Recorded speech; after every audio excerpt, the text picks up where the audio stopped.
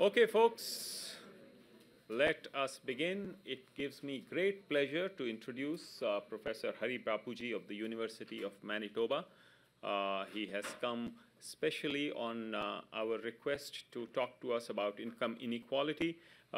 Professor Bapuji holds a PhD from the Ivy Business School at the University of Western Ontario, and he has authored books, research papers, and has conducted a lot of research on this issue. And of course, this is not just about research, but inequality is a very important issue that affects all of us at the level of lived experience. And I really look forward to hearing his views. Please don't hesitate to ask him any questions. He'll go for about 45 minutes, and after that, we'll open it up to you. So without further ado, here's Professor Bapuji. Give him a big hand, please.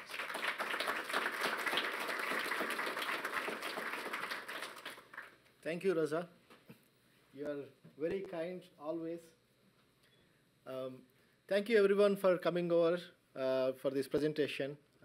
As the title says, I'm going to talk about income inequality and why we should care, managers should care.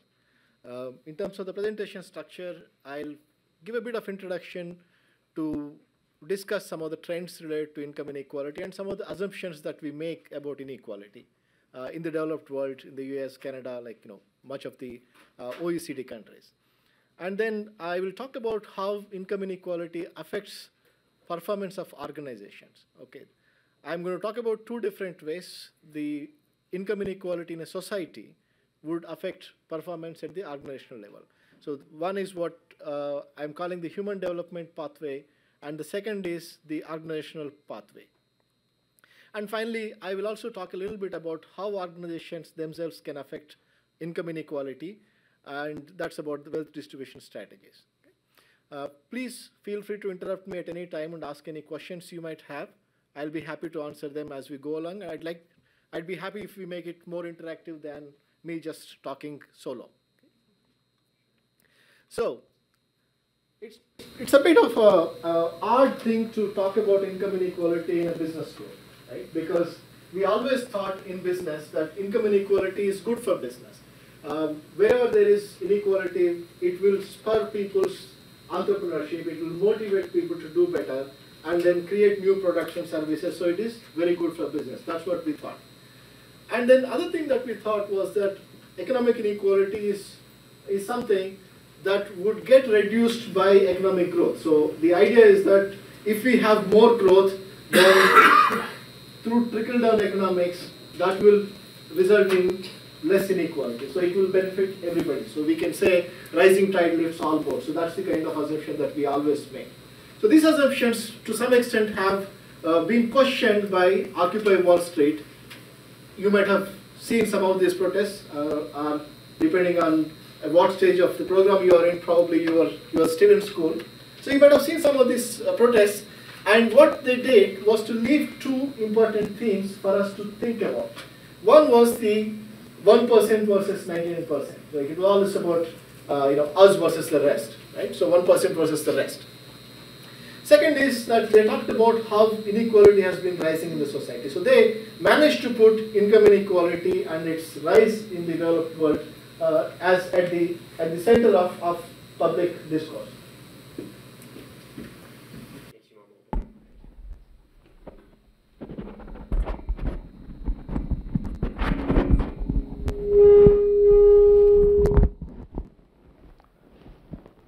I hope this is okay.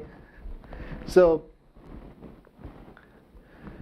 let me now present a picture of the inequality, how the global wealth is distributed. So this is the global wealth pyramid. If you look at the people who make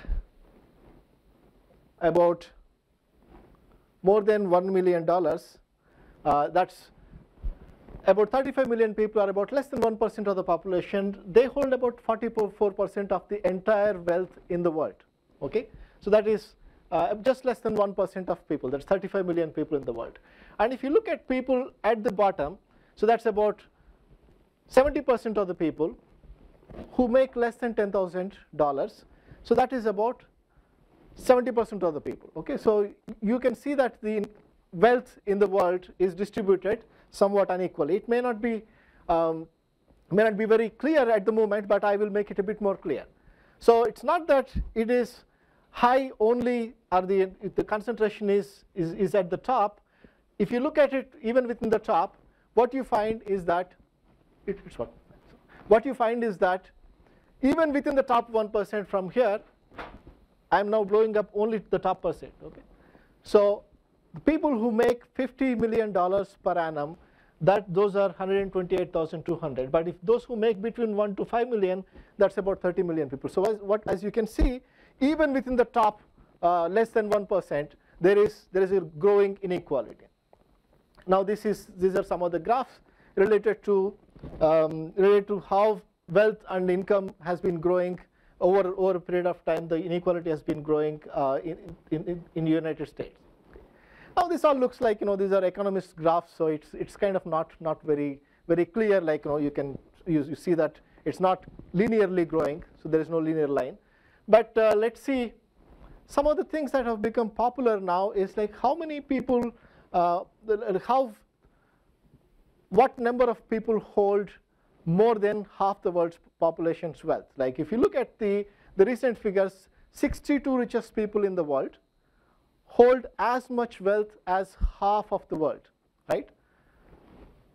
Now that might again look like probably that's how it was always. So this is how that has been growing. So the wealth of the bottom half of the world has grown like this, and the wealth of the richest 62 people, just 62 people that can be fit into this room. Okay, so that is this much. So they hold at least half of the world's wealth. Again, this might look like probably this is how it has always been, but that is not the case.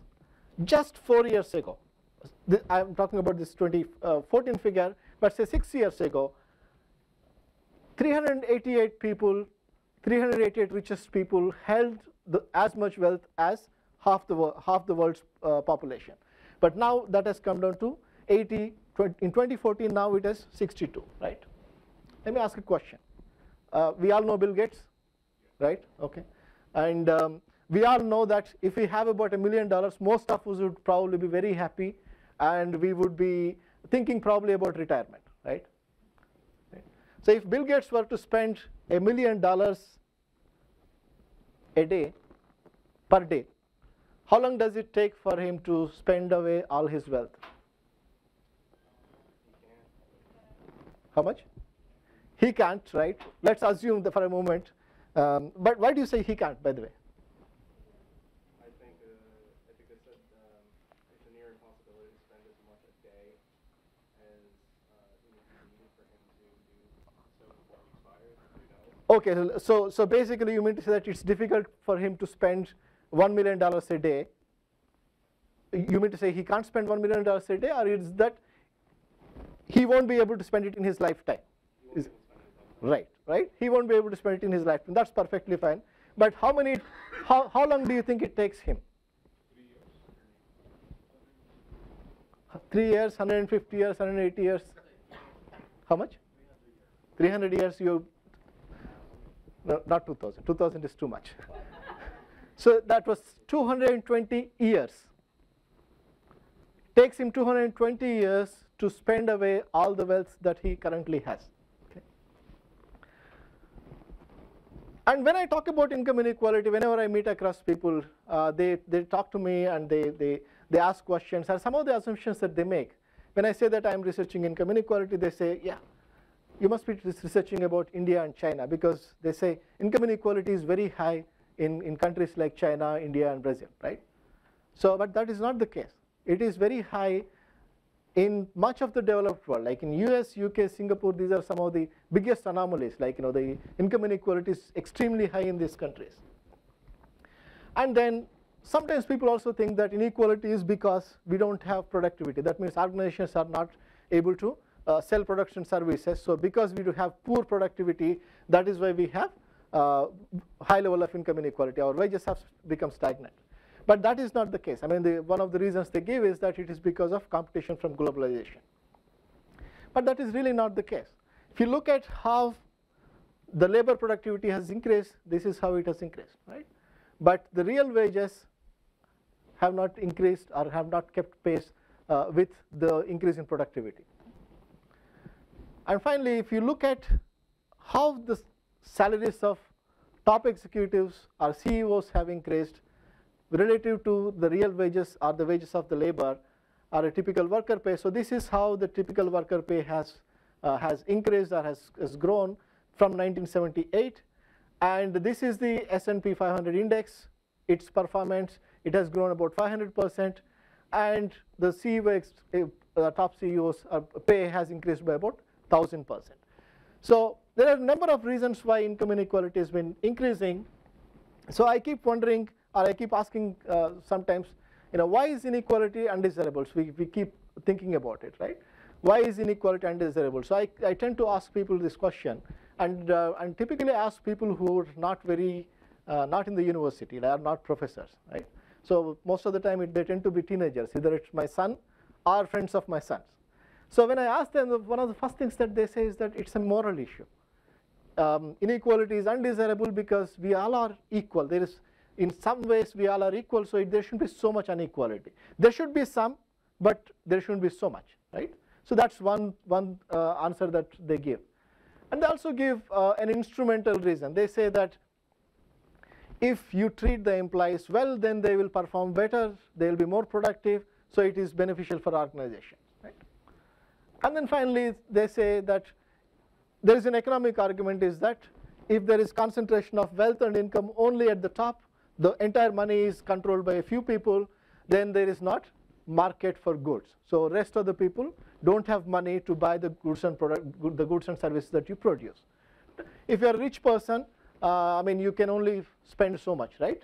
So as we were talking about earlier, it probably is difficult for somebody to spend $1 million in a day, right? On consumption. You can obviously buy stocks and increase your wealth, but you're not really spending, you're actually accumulating more, right? So it is very difficult to spend money after a point.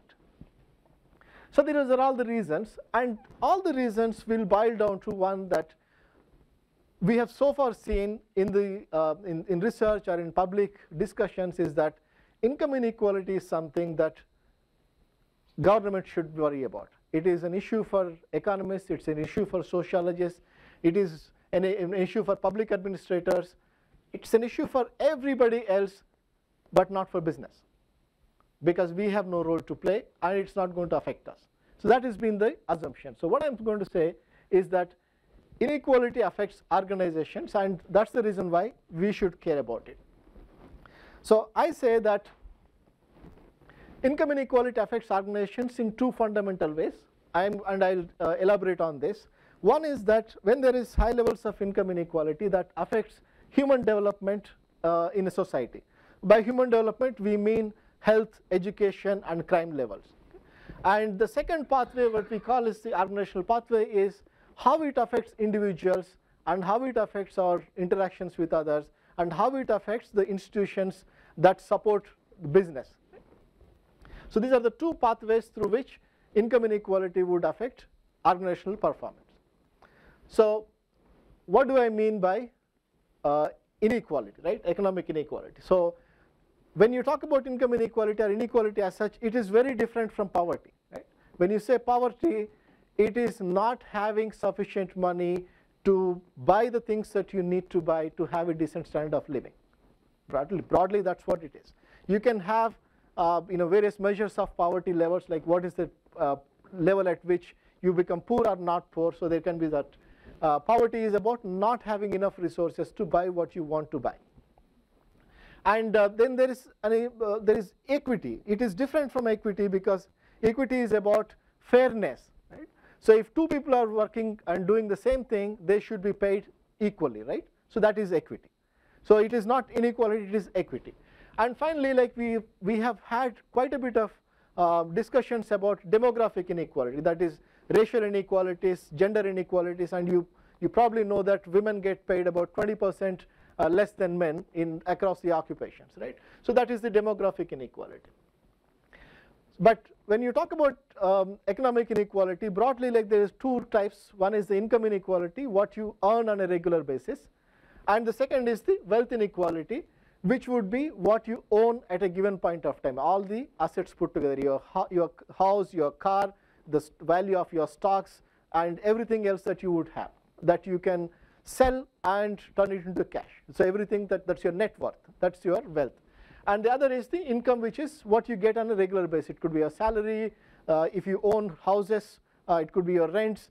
If you have intellectual property, or if you wrote songs or whatever, then it could be royalties. So those kind of things would be income. They correlate, but they are not the same. So we're talking about when you talk about income inequality tends to be lower than wealth inequality, because wealth tends to accumulate over a period of time. So wealth inequality tends to be much higher than income inequality. So why should we care about inequality? I was mentioning earlier that we have this human development pathway.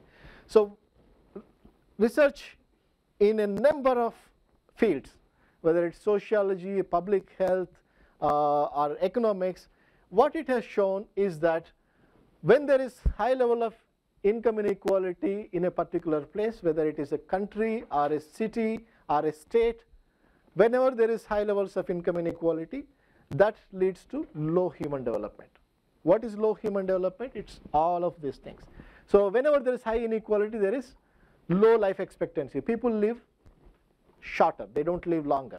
And people have poor scores on their math and literacy scores. So if you have been getting poor grades, it is not because of you, it is because inequality has made it worse for us. Okay, and then it is also infant mortality, right? So whenever there is high inequality in a society, children die more. Okay? And the number of people who get murdered, number of people who go to prison, the percentage of population that goes into prison, so that is highly correlated with income inequality. And teenage birth rates, obesity, level of trust, and a number of things. Take anything that would tell us about the social health or health of a society, that is negatively related to income inequality. So this is, again, as I was mentioning, across the analytical levels, whether you look at it country level, state level, city level, or county level. Whatever is the level that you look at, this effect holds. So in other words, this goes back to one of the first things we talked about, right? Is that we were under the assumption, all of us were under the assumption that if we grow the economy, it will improve lives for everybody. It will help everybody if we grow the economy. But that is not the case now. What we are finding, this entire research of probably about 1,000 different research studies are included in this. So a number of these studies, what they are pointing to is that it doesn't matter what is the level of growth you have. What matters is how that is distributed, how the inequality is what matters over and above the average income. So that's the thing that this is showing. So the human development pathway, what it is what we see is that inequality affects health, and it affects crime, and it affects education. So the number of people who can actually get degrees, university degrees, that reduces because education becomes expensive, and people are not able to afford the tuitions and all those kind of things. So that's another issue. And so what you have is the lower health, higher crime, and poor education. Now, as a result of that, it's very easy for you to see that when there is low health of employees, let's say you are living in a society that has high level of inequality. When you walk into the organization, when you walk into the gates of the organization, you don't suddenly become healthy, right? If you are unhealthy outside, you will be unhealthy inside as well. So there are going to be costs of absenteeism, there are going to be costs of health insurance and all those kind of things. Right? And the other is the crime level. Okay. Now, from time to time, those who are studying international business, you probably know, from time to time we keep getting some of these surveys and research studies which talk about how the various cities in the world compare, right?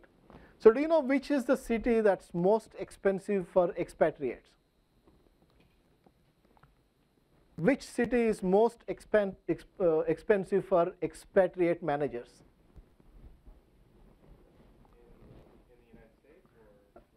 worldwide.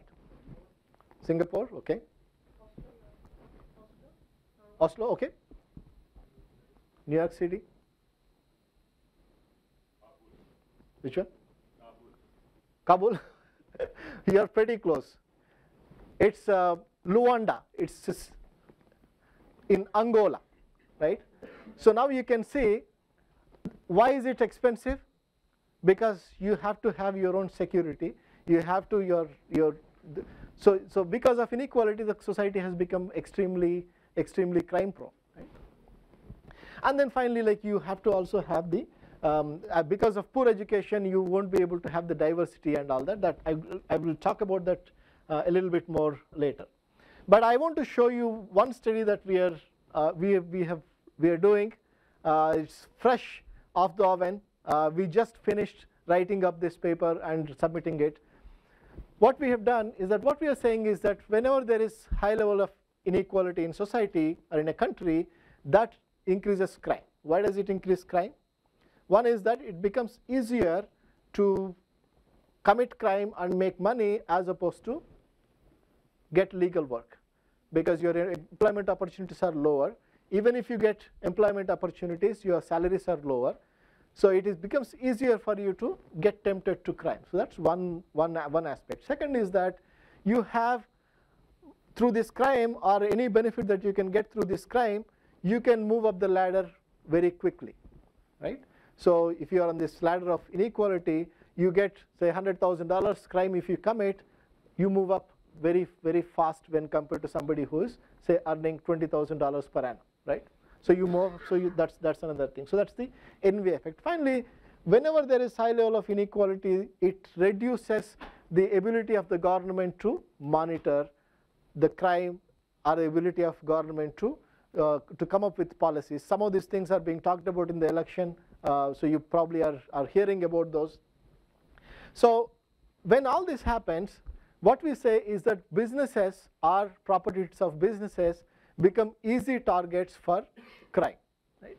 And they're the visible symbols of health. I mean, if you drive around, most of the things that you see as opulent would be buildings of businesses, right? So they become visible symbols of wealth that can be easy targets because they are not always secure. You can probably have, they might be some kind of a vulnerability in security at least some point. So what we did was that we've used about 10 different data sets, some from World Bank and some from others, to test this relationship. What we say is that when there is high level of inequality in a country, crimes against businesses increase.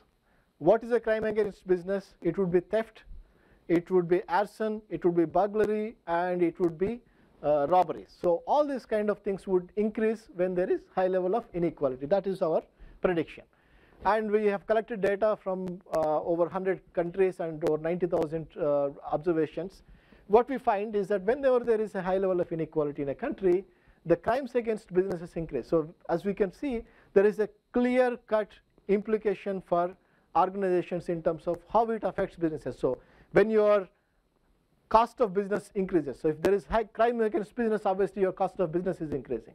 If your cost of business increases, what happens is that you don't have the money to spend either on salaries for employees or on innovation or anything expansion. You don't have money for a number of other things.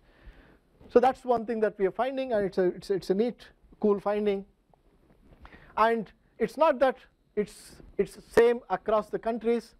So one is the effect of income inequality, and the other is that if the societies are one where there is high level of trust and they are homogeneous societies with high level of cohesion, social cohesion, then the effect of income inequality gets reduced.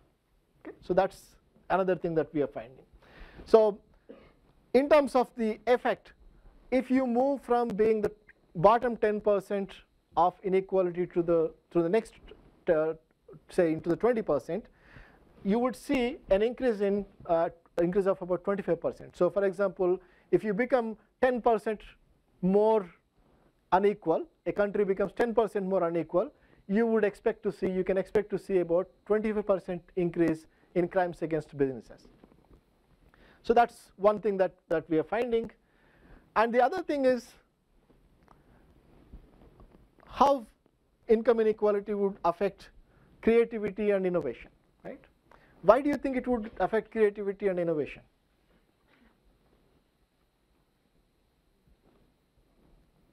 Please. Okay, one is because of school system and education. What else?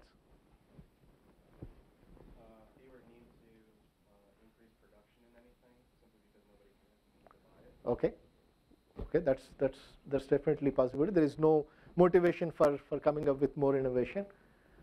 What do you think will happen within the organization? These are all valid points. What else do you think will happen within the organization? If you are in the organization working, if you see that your top managers make a lot more money than you are you likely to contribute as much? Are you likely to come up with new ideas and give them?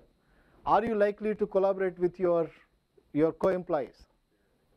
Right? So very unlikely, and we are finding the same thing in our research, right? So when you see high level of income inequality, your creativity and innovation goes down. And when there is high level of income inequality, governments don't have money to spend on universities or spend on the infrastructure that is needed for companies to make use of to come up with innovation. So that's the other thing that we are finding, and we have done some kind of experiment studies on this to understand how inequality would affect creativity.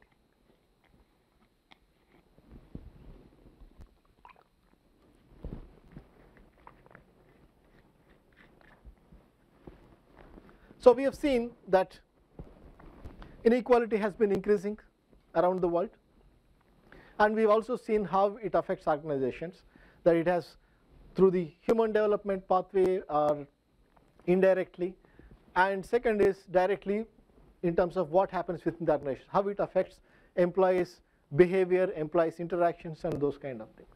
Now the question is, what can companies do, or how organizations might be able to affect income inequality?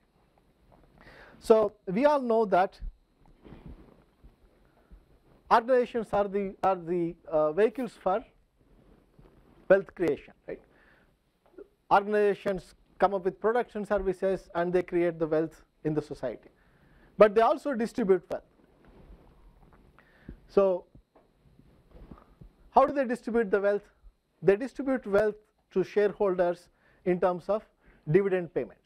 Over the last 20 years, what happened was that dividend payments has increased, and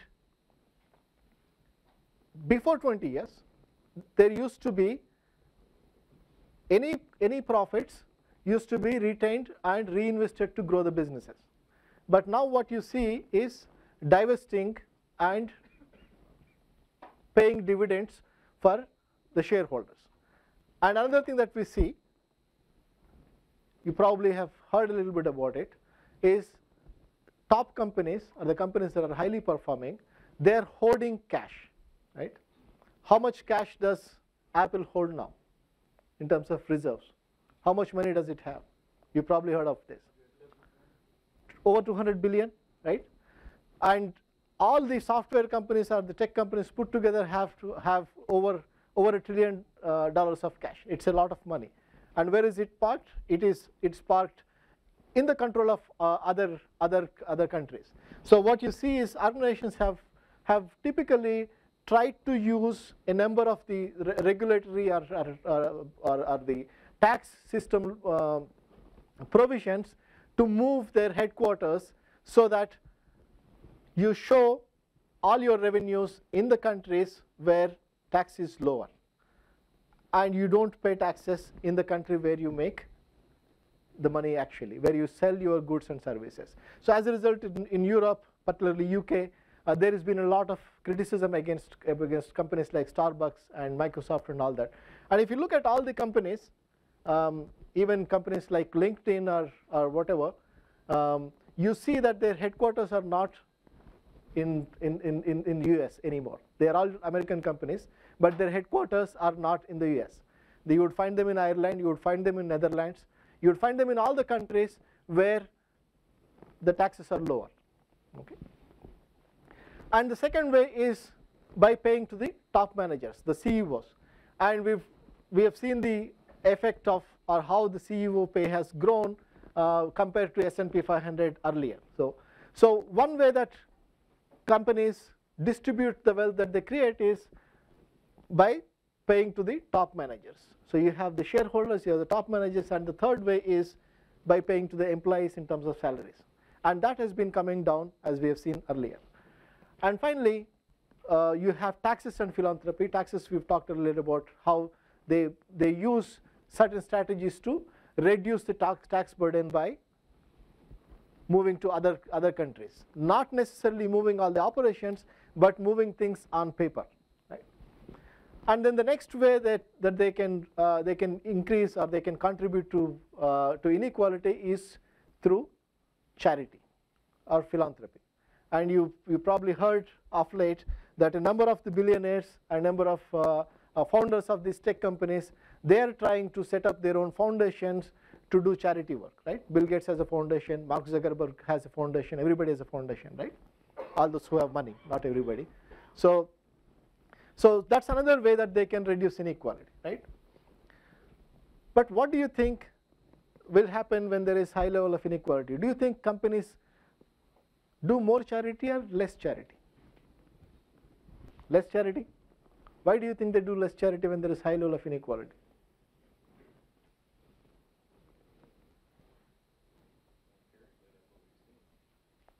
Okay, that's what you see. So one of the reasons why they do less charity when there is high level of inequality, this is actually counterintuitive, right? We typically think that because there is high level of inequality, they are more socially responsible. There is a huge corporate social responsibility movement. So it's very likely that the corporates will spend more on socially responsible products and services, socially responsible activities. But what we see is that it is actually negatively related. So when there is high level of inequality in a particular place, companies from there tend to spend less on philanthropy, less on charity. Reason being that this is how it's a result of the effect of inequality on individual human beings. People who have privilege or people who have accumulated wealth, when there is inequality, they think that they're entitled to it. So there are a number of studies that have shown this. They believe that they are entitled to it, and as a result, they want to keep it as opposed to giving it to somebody else. And the second thing is that because they believe they are entitled to it, they think the others are not working hard to make the money, right? It is not the question of opportunity. They think the other person is not working hard. That's why they shouldn't be given. So that's the reason why they withhold it. So that's another reason why they withhold. So a number of studies have shown this, and what we did was to look at this in a question of in the context of China. We collected data on about 900 firms in China, spread all over China across various provinces, and we tried to see how inequality in each province would contribute to would determine the donations that are made by the companies. So what we are finding is that whenever there is inequality, whenever inequality is high in a particular state, companies from that state tend to make less donations. So instead of making more donations and doing some kind of a social good, what we see is that they are actually reducing their donations. And surprisingly, we normally expect that companies who are state-owned, the ones that are have some kind of a public stake, they are likely to be a bit more responsible and probably do more charity. That's what we would expect. But we are actually finding the opposite effect, is that governments are actually doing, government-owned companies are doing even less charity when compared to a typical private company. And also the companies which are more international, this is an insight for international business students, those who are companies which are more international, they are also actually doing less charity than a typical company or a company which only operates in China. So what we see is that the income inequality affects organizations and their performance, but companies also contribute to income inequality through various ways, right? So we talked about the taxes, we talked about the dividends to shareholders, we talked about the cash hoarding, and we talked about wages to employees and corporate philanthropy. Now, if you put all of this together, this is how it looks. A bit complicated, but this is how it will look.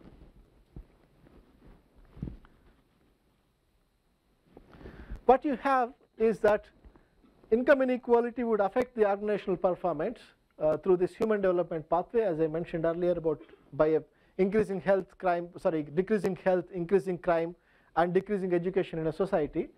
And it also affects individuals, how they think about things, how they behave, and how they feel about inequality, and how they interact with others within the organization. They tend to interact with a more self-interest.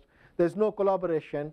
There is no cooperation, and also it reduces the environment, the overall institutional environment in which we conduct the business. Right? So these are the two ways in which it affects the organizational performance. This is the human development pathway, and this is the organizational pathway. And organizations, through their own strategies related to wealth distribution, they contribute to economic inequality or income inequality. So that's the reciprocal relationship that we are seeing. It is not that income inequality in a society affects organizations, but organizations also in turn affect inequality. So that means what? That means we would have to think in terms of what is it that we would do when we get into organizations as managers to reduce income inequality or reduce pay inequality within the country, within the corporation, and reduce income inequality at the country level. What is it that we would do? So that's a question for all of us to keep thinking about. What I'm going to do next is that I'm going to close, but with one image that I want you to take away. Okay. Of course, I would be very happy if you remember all the presentation and all the different pictures that I showed, but you don't need to remember all of those. A lot of times we think about things in a very intuitive fashion, right? So I'd like to leave you with a picture. I've shown you this global wealth distribution before, right? So few people at the top making a lot of money and all that. So this looks very much like a pyramid, right? Pyramid is very stable. When you think of a pyramid, it's very stable, and it seems like that's how it should be, right? But actually, this is not the wealth distribution. It is distribution of wealthy people, right? It's only of people. It is not about money, right? So what I'd like you to think of it is actually the global wealth distribution is an inverted pyramid, where fewer people at the top have more money, have accumulated more wealth, and a lot of people at the bottom. There are a lot of people at the bottom here, okay? Because we don't see the people, but a lot of people here, they have very little wealth. So as a result, so there is more people here and less money, and fewer people here and more money, right? So this is unstable. Okay? So unstable for organizations, unstable for societies, and unstable for all of us as individuals. So I wanted you to keep this in mind as a takeaway, as an image that an unstable pyramid as opposed to a stable pyramid where we have a lot of poor people and a few rich people. Okay? It's more money at the top and less money at the bottom. Okay? So with that, I'd like to thank you for your attention and close. Thank you.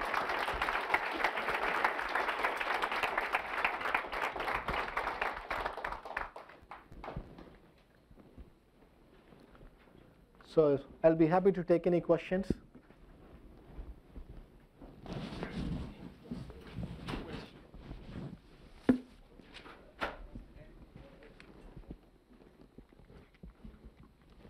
Hi.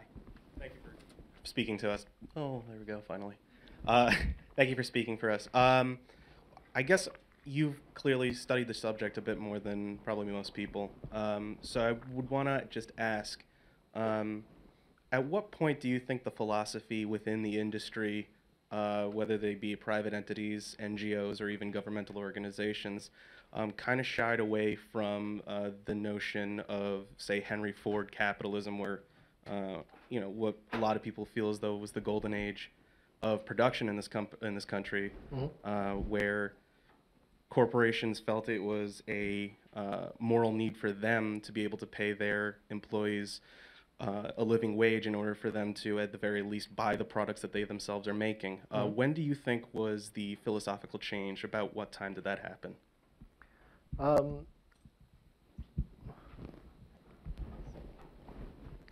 I think somewhere in the 1980s we have started seeing this shift in terms of how I was mentioning earlier about how the earlier philosophy was to retain the money and reinvest in the corporation, and then it moved towards divesting the money and giving it as dividends, and that also meant reducing the wages of employees, and then of course came the globalization and those things. They're not necessarily by themselves have some things that have cost, but that's the period that you can say some shift has occurred in 1980s. Okay. Hi, so you mean like the Ronald Reagan era? I don't remember who exactly was the president because I don't follow the politics that closely of US particularly, but Well, I mean, he was the recently original I've been like following, trickle but down guy. yeah. So somebody else can probably help me with that. So. Yeah? Okay. But I had a question here.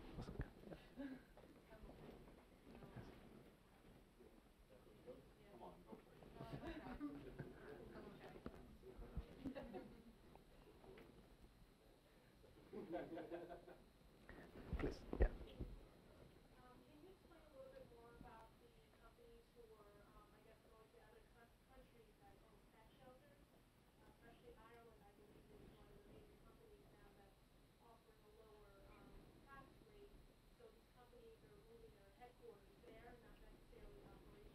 True.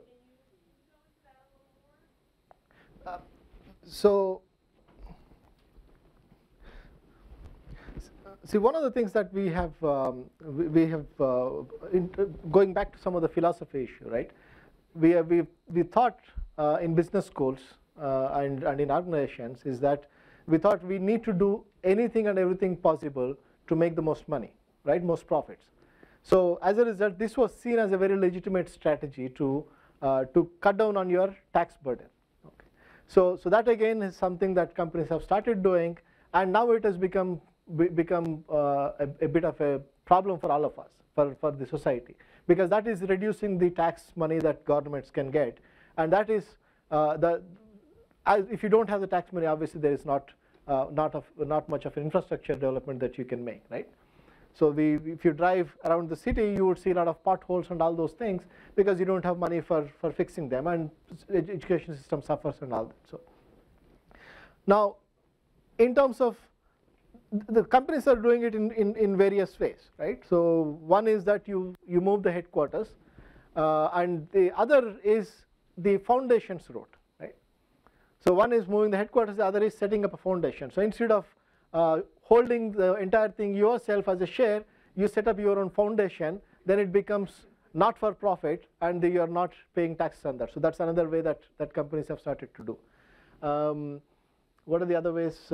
Reporting of sales is another way, and the other aspect is internal transactions within the company, right? So for example, in one company, you can say you have said licensed the trademarks or licensed the design, okay? So corporate headquarters, for example, I think IKEA is very well known for this. So the corporate headquarters owns all the intellectual property, your logo, your store layout, and all those things, and that's a non-profit entity. And all the other places, they say IKEA Canada or IKEA China, whoever, they would be paying money to the corporate headquarters for the designs, right, in terms of royalties, and they pay huge amount of money. So huge amount of money, and that again becomes in some ways tax-free. So these are different ways that companies have started to reduce their tax burden, and as a result, less money with the government. So I hope that answers. Yeah. Mm-hmm.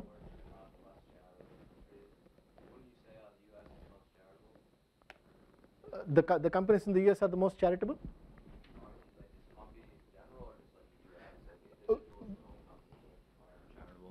Individuals maybe, but what we have is, what we have seen is Chinese data, but we are pretty sure it will hold everywhere because there is. The U.S. as a country is the most charitable country to other countries, our country. So like how you said, the higher the inequality, the less charitable you become. Right. So within US, what would be the case? Is that a question or? Yeah, so that's my question. Like why is the U.S. most charitable according to your research? I don't know that US is the most charitable country. I could be wrong, but I'm not sure of that. So.